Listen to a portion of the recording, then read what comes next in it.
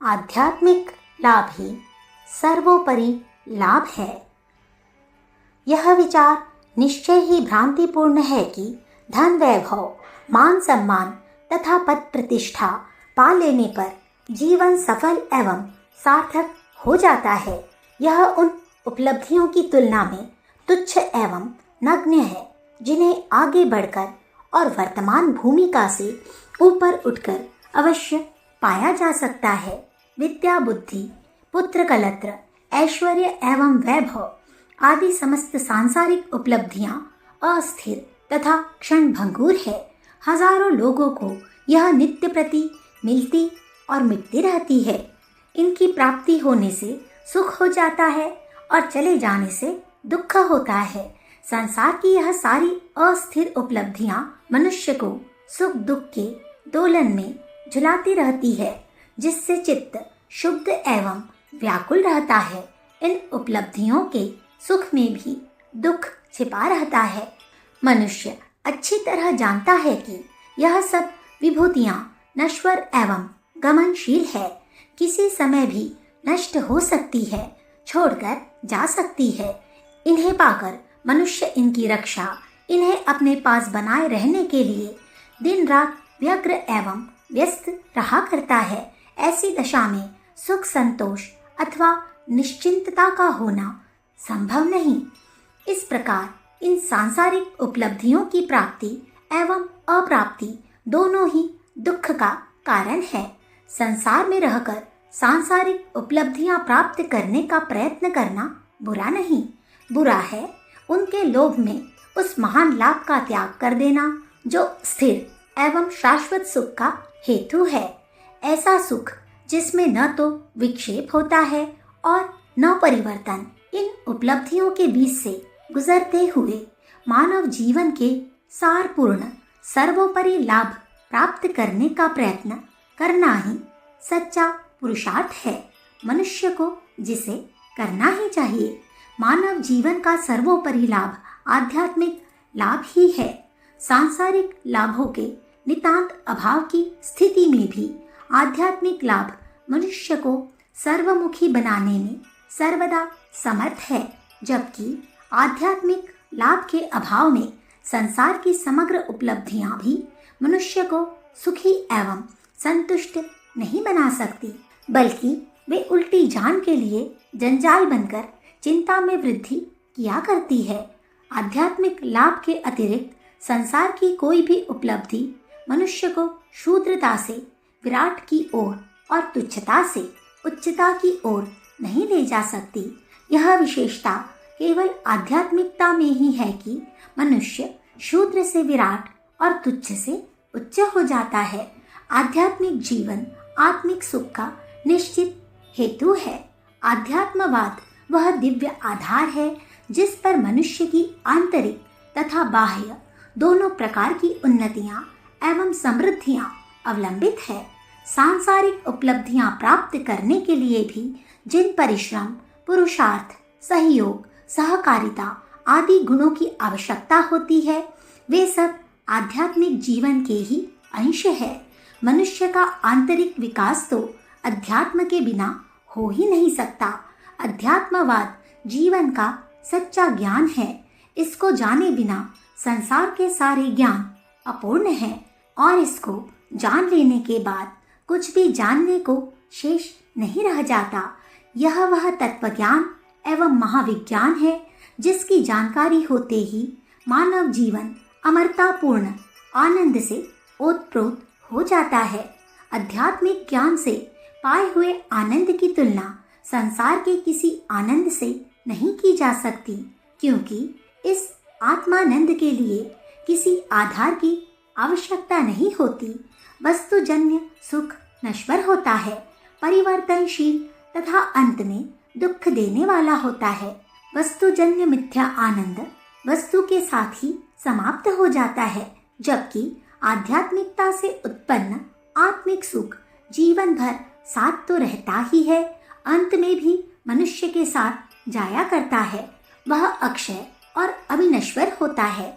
एक बार प्राप्त हो जाने पर फिर कभी नष्ट नहीं होता। शरीर की अवधि तक तो रहता ही है। शरीर छूटने पर भी अविनाशी आत्मा के साथ संयुक्त रहा करता है। ऐसी अविनाशी आनंद की उपेक्षा करके जीवन को क्षणिक एवं मिथ्या सुखदायी उपलब्धियों में लगा देना और उनमें संतोष अथवा सार्थकता अनुभव करना अनमोल मानव जीवन की सबसे बड़ी हानि है। जब आनंद ही मानव जीवन का वर्तमानकालीन लक्ष्य है, तब शाश्वत आनंद के लिए ही प्रयत्न क्यों न किया जाए? क्यों क्षणभंगुर सुख की छाया विधियों में ही भटकते रहा जाए? मनुष्य सांसारिक उपलब्धियों को प्राप्त करे, किंतु आध्यात्मिक उपलब्धि का बलिदान देकर नहीं। यदि वह ऐसी भूल करता है तो निश्चय ही अपने को प्रवंचित एवं प्रताड़ित करता है। जीवन को आध्यात्मिक मार्ग पर नियुक्त कर देने से सांसारिक लाभ तो होता ही है, साथ ही मनुष्य अपने परम लक्ष्य अक्षय आनंद की ओर भी अग्रसर होता जाता है। अध्यात्मवाद में दोनों लाभ अपनी क्षमता भर प्राप्त ही करना चाहिए। यही उसके लिए प्रिय भी है और श्रेष्ठ भी। आध्यात्मिक जीवन कोई अप्राकृतिक अथवा आरोपित जीवन नहीं है। आध्यात्मिक जीवन ही वास्तविक एवं स्वाभाविक जीवन है। इससे भिन्न जीवन ही अस्वाभाविक एवं आरोपित जीवन है। दुख, क्लेश, चिंता एवं विक्षोभ के बीच से बहते हुए जीवन प्रवाह को स्वाभाविक नहीं कहा जा सकता। जीवन का प्रसन्न प्रवाह ही वास्तव में स्वाभाविक जीवन है। अध्यात्मवाद का त्याग करके अपनाया हुआ जीवन प्रवाह किस प्रकार भी निर्मल स्निग्ध धारा के रूप में नहीं बन सकता।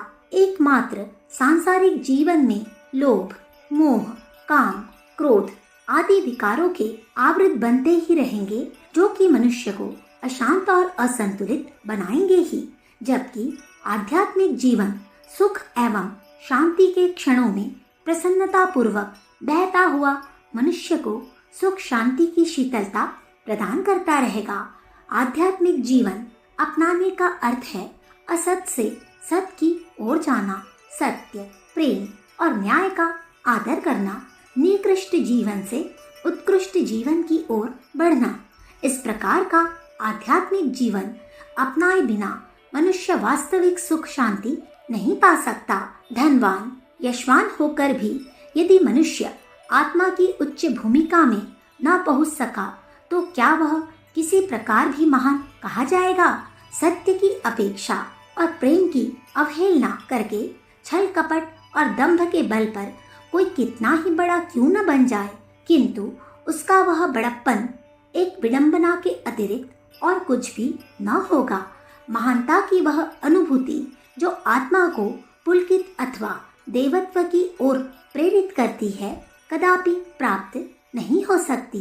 यह दिव्य अनुभूति केवल आध्यात्मिक जीवन अपनाने से ही प्राप्त हो सकती है।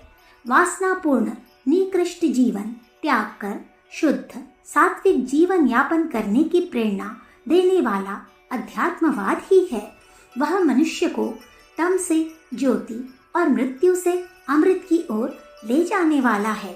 बाह्य वस्तुओं के सुख की भांति अध्यात्मवाद का आंतरिक सुख अस्थिर नहीं होता, वह चिरंतन स्थिर एक रस होता है।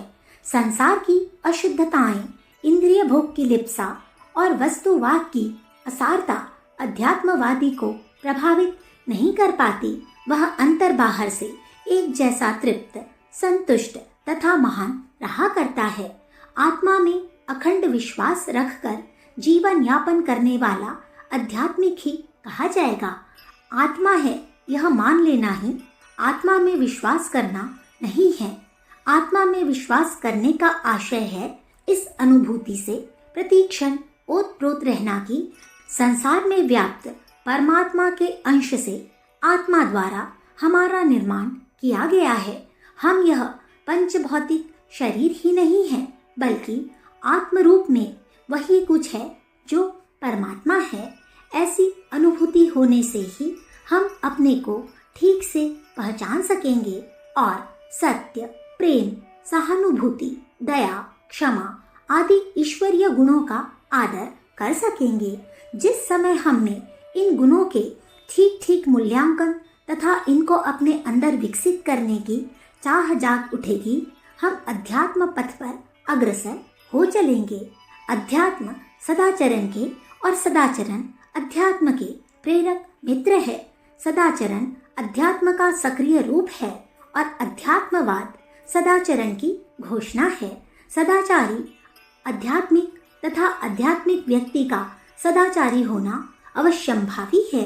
भौतिक लोभ लिप्सा को त्याग कर निर्विकार अध्यात्म पथ को अवलंबन करने से मनुष्य स्वभावतः आंतरिक संतोष, प्रेम, आनंद एवं आत्मीयता की दैवी संपदाएं प्राप्त कर लिया करता है। अक्षय दैवी संपदा पा जाने पर मनुष्य का पूर्ण काम हो जाता है और तब फिर उसे और कुछ चाहने की अभिलाषा नहीं रह जाती। अध्यात्म जन्य दैवी संपदाओं में संसार के सारे भौतिक तथा अभौतिक सुख निहित है। आध्यात्मिक जीवन का सबसे बड़ा लाभ आत्मोद्धार माना गया है। अध्यात्मवादी का किसी भी दिशा में किया हुआ पुरुषार्थ परमार्थ का ही दूसरा रूप होता है। वह प्रत्येक कार्य को परमात्मा का कार्य और परिणाम को उसका प्रसाद मानता है। पुरुषार्थ द्वारा परमार्थ लगन व्यक्ति के ईर्षा, द्वेष, माया, मोह, लोभ, स्वार्थ, तृष्णा, वासना आदि के संस्कार नष्ट हो जाते हैं और उनके स्थान पर त्याग, तपस्या, संतोष, परोपकार तथा सेवा आदि के शुभ संस्कार विकसित होने लगते हैं। अध्यात्म मार्ग के पुण्य पथिक के हृदय से तुच्छता, दीनता, हीनता, दैन्य तथा दास्ता के अवगुण वैसे ही निकल जाते हैं जैसे शरद ऋतु में जलाशयों का जल मलातीत हो जाता है। स्वाधीनता, निर्भयता, संपन्नता, पवित्रता तथा प्रसन्नता आदि प्रवृत्तियां आध्यात्मिक जीवन की सहज उपलब्धियां हैं। इन्हें पाकर मनुष्य को कुछ भी पाना शेष नहीं रह जाता। इस प्रकार की स्थायी प्रवृत्तियों को पाने से बढ़कर मनुष्य जीवन में कोई दूसरा लाभ हो नहीं सकता।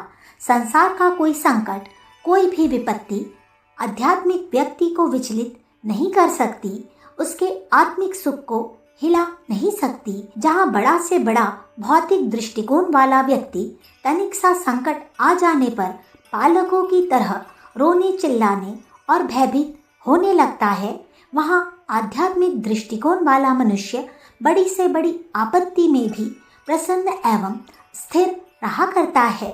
उसका दृष्टिकोण आध्यात्मिकता के प्रसाद से इतना व्यापक हो जाता है कि वह संपत्ति तथा विपत्ति दोनों को समान रूप से परमात्मा का प्रसाद मानता है और आत्मा को उसका अभोक्ता। जबकि भौतिकवादी अहंकार से दूषित दृष्टिकोण के कारण अपने को ही उनका भोक्ता मानता है। आध्यात्मिक व्यक्ति आत्मजीवी है और भौतिकवादी शरीर जीवी होता है। इसीलिए उनकी अनुभूतियों में इस प्रकार का अंतर रहा करता है। सुख संपत्ति की प्राप्ति से लेकर संकट सहन करने की क्षमता तक संसार की जो भी दैवी उपलब्धियां हैं, वे सब आध्यात्मिक जीवन यापन से ही संभव हो सकती है। मनुष्य जीवन का यह सर्वोपरि लाभ है। इसकी उपेक्षा कर देना अथवा प्राप्त न करने से बढ़कर मानव जीवन की कोई हानि नहीं है। अखंड ज्योति, जनवरी सन 1967, पृष्ठ संख्या 2, 3, 4। हमारे YouTube चैनल विचार क्रांति दूत अखंड ज्योति पत्रिका को सब्सक्राइब करें एवं अगली वीडियोस प्राप्त करने के लिए बेल आइकन दबाएं। धन्यवाद।